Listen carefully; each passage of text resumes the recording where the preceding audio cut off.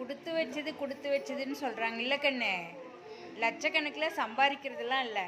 இப்படி வந்து படுத்தோடனே மருமக திராட்சை கழுவிட்டு வந்து வைக்கிறாங்க பாருங்க, இதுதான் கொடுத்து வச்சது.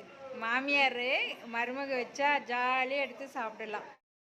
இப்போ கோடி கோடியாக சம்பாதிச்சு போட்டாலும் பணம் வந்து நிற்க போகிறதில்ல. பாருங்கள், 3 நாளாக குலோப் ஜாமுன் சாப்பிடத்த அப்படின்றாங்க மருமக. இதுதான் மருமக செஞ்சு வச்சா மாமியார் சாப்பிட்றது தான் கொடுத்து வச்சதுன்னு அர்த்தம். பணங்காசோ சொத்து சுகமோ நகை நட்டோ கொடுத்து வச்சது கிடையாது.